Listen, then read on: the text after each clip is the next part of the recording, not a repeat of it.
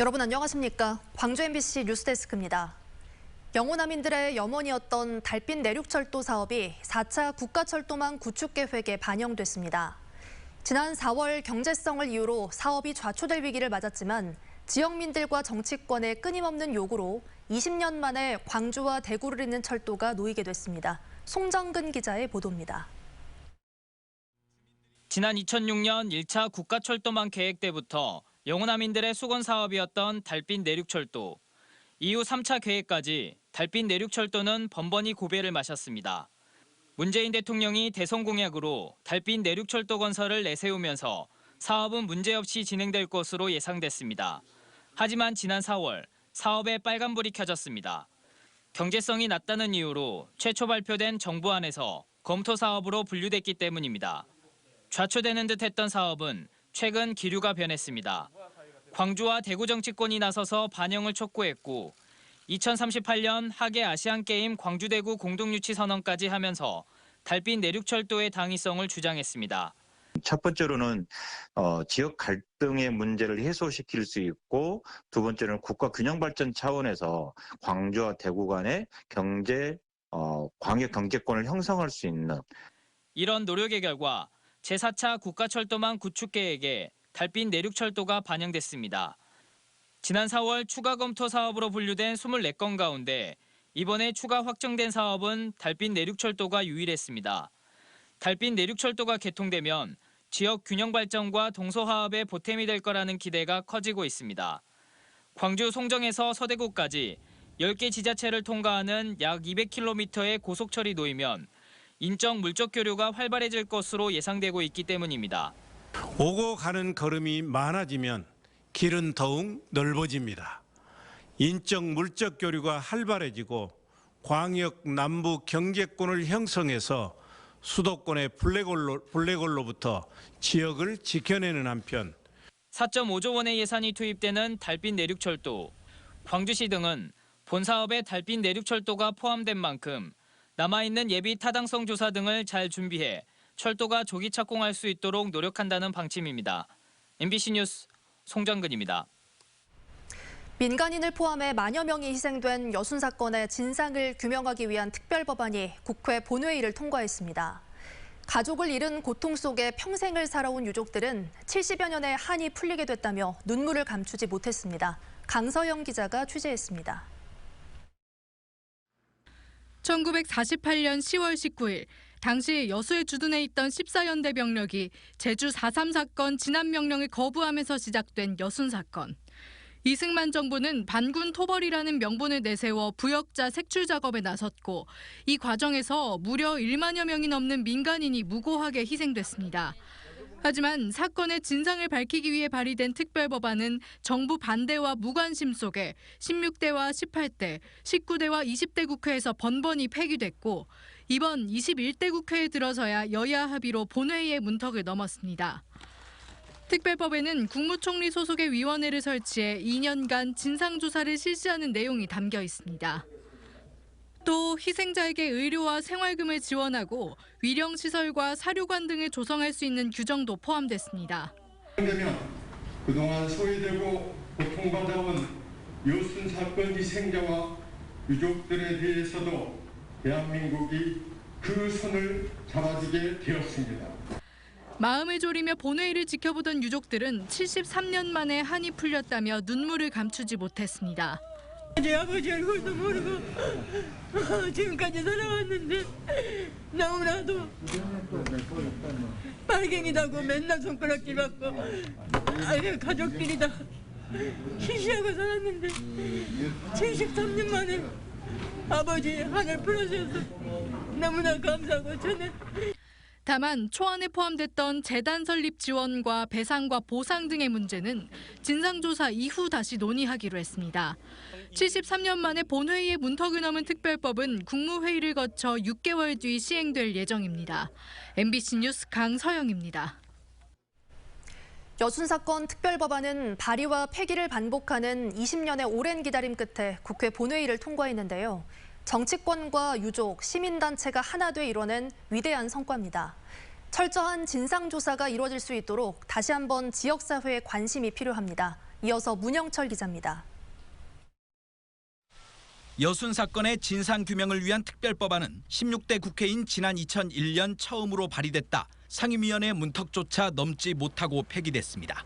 이후 이루어진 진실화해위원회 조사에서는 부족한 인력과 예산 등의 한계로 정확한 희생자 수조차 파악되지 않았습니다. 이에 따라 18대와 19대, 20대 국회에서 연이어 특별법 제정을 추진했지만 정부 반대와 군인들의 반란이란 인식 등에 부딪혀 제대로 된 논의조차 이루어지지 않은 채 번번이 폐기되는 수모를 겪어야 했습니다. 다만 70주년을 맞으면서 분위기는 조금씩 달라졌습니다. 제주 4.3과 여순을 연장선의 역사로 끌고 가는 것이었죠. 이것이 이제 먹혀 들어가면서 이제 군대의 반란이라는 대신에 부당한 명령에 대한 거부, 이런 흐름 속에 180석의 거대 야당이 탄생한 21대 국회에서 다시 발의된 특별법안. 정치권과 유족, 시민사회는 여야를 가리지 않고 전방위적으로 설득 작업을 이어왔고 여기에 전국의 시민단체도 힘을 보태면서 현대사의 비극인 여순 사건은 73년 만에 비로소 화해와 치유의 길로 들어서게 됐습니다. 여순 사건 특별법 오늘 통과는 정말 모두의 함께한 승리라고 저는 생각합니다. 진상규명과 희생자들의 명예회복을 위한 기본적인 틀은 마련됐지만 모든 문제가 해결된 건 아닙니다. 법안 심사 과정에서 조사 기간이 3년에서 2년으로 줄어들었고 진상규명위원회에 상임위원을 두는 조항도 삭제돼 자칫 제대로 된 조사가 이루어지지 않을 수 있다는 우려도 적지 않습니다. 시행령을 통해 특별법의 취지를 담보할 수 있는 제도적 장치를 마련해야 하고 이를 위해서는 특별법 제정 못지않은 관심과 노력이 필요합니다.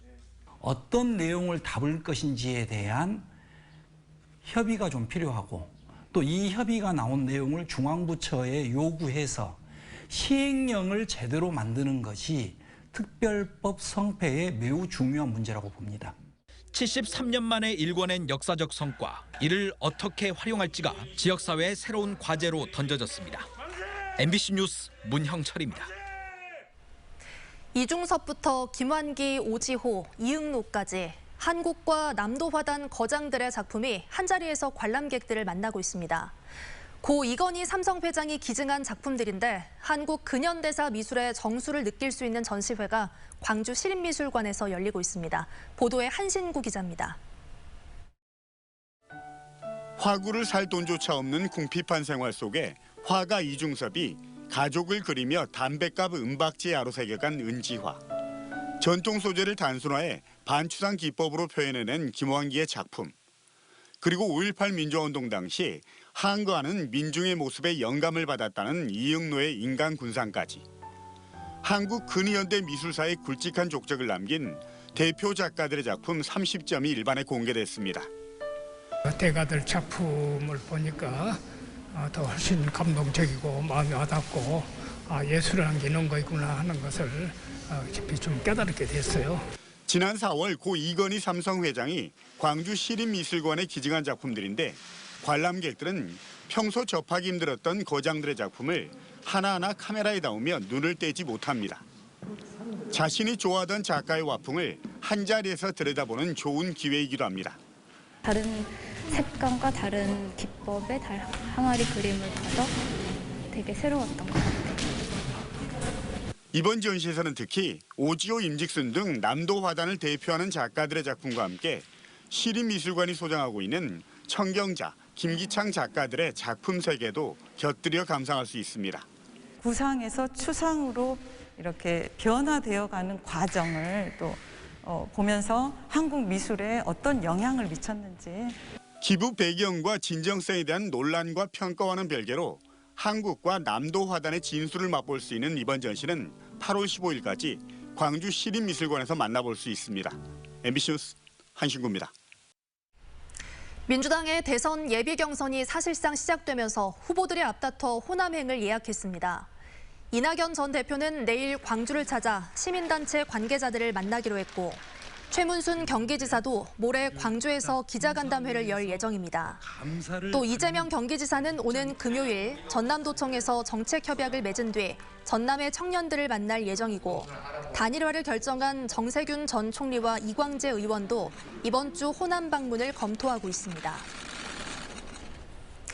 광주 광산구의 고등학교에서 또 코로나19 확진자가 나왔습니다.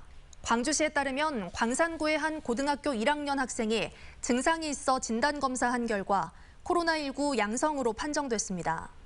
방역당국은 이에 따라 해당 학생과 등교기간이 겹친 1학년과 3학년 학생 등 700여 명을 대상으로 전수검사를 진행했습니다. 이 학교에서는 지난 5월에도 확진자가 나온 바 있습니다. 광주에서는 이 밖에도 동전 노래방 관련 N차 감염자 1명이 추가됐고 이 확진자가 식당을 운영하고 있어 식당 이용자 등 접촉자들을 분류하고 있습니다. 새로운 사회적 거리두기 개편에 따라 다음 달부터 광주에서는 거리두기 1단계가 적용되지만 사적 모임은 8인까지만 허용됩니다.